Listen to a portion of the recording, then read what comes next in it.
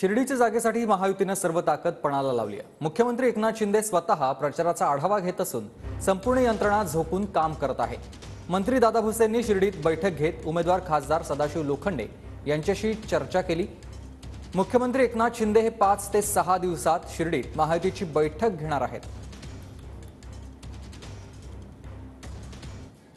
3 मंत्री त्यासोबत राधाकृष्ण विखे पाटील हे देखील खासदार लोखंडे यांचा प्रचार करत आहेत। कशा पद्धतीने आता सर्व महायुतीचे घटक एकवटलेले आहेत आणि प्रचार कसा सुरू आहे, प्रतिसाद कसा मिळतो? या ठिकाणी आम्ही गेल्या 10 वर्षामध्ये ह्या मतदारसंघामध्ये काय काय काम केलं हे आम्हाला सांगण्याचं काम आहे। आता 10 वर्षानंतर पुढचे आमचे 6 काम आहेत ते आम्ही 10 वर्षात काय केलं आणि पुढे काय करणार आहे हे आम्ही मतदाराला सांगण्यासाठी गावामध्ये जाताना त्या ठिकाणी लोकांच्या ज्या प्रश्न आहेत, आम्ही 10 वर्षे काम काय केलं आणि गावामध्ये आम्ही कामं दिले परंतु त्या ठिकाणी उद्घाटनाला गेलो नाही, त्यामुळे त्यांना माहितीच नव्हतं मी काय कामं दिले। त्यामुळे लोकांचा जो गैरसमज होता तो पण निघायला लागला।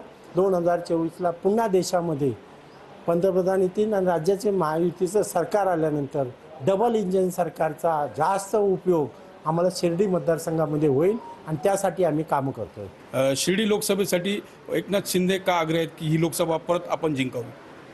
शिंदे साहेबांचा मी कार्यकर्ता आहे। शिंदे साहेब सर्व कार्यकर्त्याला, खासदार म्हणूनच नाही, सर्वसाधारण कार्यकर्त्याला बळ देण्याचं काम आमचे मुख्यमंत्री करतात।